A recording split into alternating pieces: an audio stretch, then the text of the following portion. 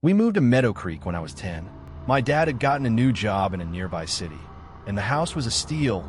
3 bedrooms, a big yard, and a red-painted front porch that overlooked an empty cul-de-sac. My parents called it a fresh start, but I remember the first time we pulled into the driveway, I felt wrong. The air felt heavier, like something was watching us from the woods that bordered our backyard. The house next door was almost identical to ours, but older. Its paint peeled in long strips. Weeds wrapped around the porch railing. The mailbox was bent in half, like someone had kicked it in a rage. But the one thing that always stood out was the upstairs window. It was the only window in the entire cul-de-sac painted red. Just solid blood-red glass. I asked my dad about it the first night we were there, and he said, "Some people are just quirky." The house was supposed to be empty. The real estate agent had said the owners left it years ago. But on our third night, I saw someone looking at me from that red window. I was brushing my teeth when I glanced up and saw a silhouette, a tall figure, thin, almost stretched, and I dropped my toothbrush into the sink. I told my mom, but when she looked, it was gone. She said maybe I saw my reflection, but the angle didn't make sense. A week later, I met the boy who used to live there. His name was Colin. He showed up while I was kicking a soccer ball against the side of the garage. He just walked up from the woods like he had always been there.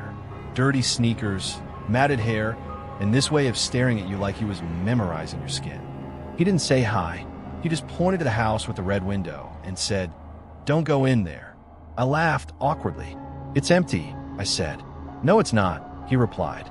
Over the next few weeks, he kept showing up. Sometimes we played catch. Sometimes we just sat on the curb. He never smiled, never talked about school or TV or anything a normal kid would. One time, I asked him where he lived, and he said, "I don't anymore." My parents never met him. Every time I brought him up, they acted confused. "You mean the imaginary friend phase is starting already?" My mom joked. But Colin was real. I could touch him. He knew things about me he couldn't have guessed. And every time we played outside, he made sure I never stepped onto the lawn next to the red window. One day I broke the rule. I was alone, chasing my ball, and it rolled under the hedge that separated our yard from the creepy house. I ducked under and stepped onto the grass. It was dead, crunchy, like it hadn't seen rain in years. But it had rained that morning. The second I picked up my ball, I heard a creak. I turned toward the house. The front door was open. Not fully, just a sliver, but wide enough to see inside. It was pitch black. No furniture, no sound. But something breathed. I swear I heard it. Just one long inhale like the house itself was smelling me. Colin wasn't around that day. And when I saw him again 2 days later, I told him what happened. He went pale. His voice got quiet, serious in a way I hadn't heard before. "You let it see you," he said. "It only watches from the window until you step on the porch. Then it remembers you." That night, I had a nightmare.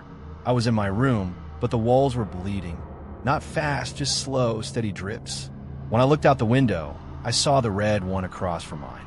Except now it was glowing, pulsing almost, and there was a face in it. But it wasn't Colin. It was older, bonier.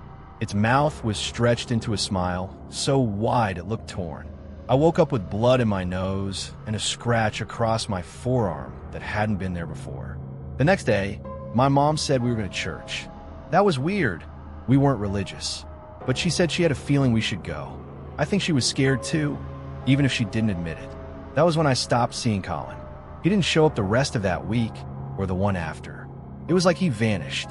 I even went looking for him in the woods where he always came from. That's when I found it.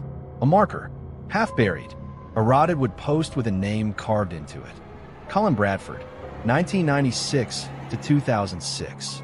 My stomach dropped. That wasn't possible. Colin looked my age, 10, maybe 11. I ran home and told my parents. My dad got mad. He said I needed to stop playing games, stop lying for attention. I didn't leave my room that night. I barely slept, but around 2 a.m., I heard footsteps on the stairs. Slow, barefoot. I thought it was my mom until I heard the humming. It was a lullaby I didn't recognize. Low, broken, like someone humming through a throat full of dust. I pulled the covers up and held my breath. The steps got closer until they stopped outside my door.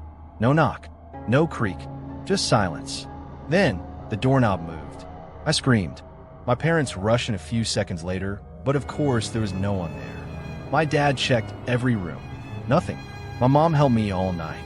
They finally believed me, at least a little. The next day, my dad nailed my bedroom door shut from the inside. A month later, the house with the red window burned down. I woke up to sirens and a sky full of smoke. Flames poured from the upstairs window, turning the red glass black. Firefighters said no one had lived there in years, but they found signs of occupancy, clothes, footprints, a mattress on the floor of what used to be the master bedroom. They said the fire started in the attic. There was no wiring up there, no logical explanation. We moved 3 weeks later. My dad said it was because of his commute, but I knew it was because of me, because whatever had looked at me through that window didn't forget, and maybe it never would. I'm 20 now. I haven't been back to Meadow Creek since. But last week, I got an email from a name I didn't recognize. Subject line, "The window remembers." No message, no attachments, just a single red dot in the body of the email. And I think it's watching me again.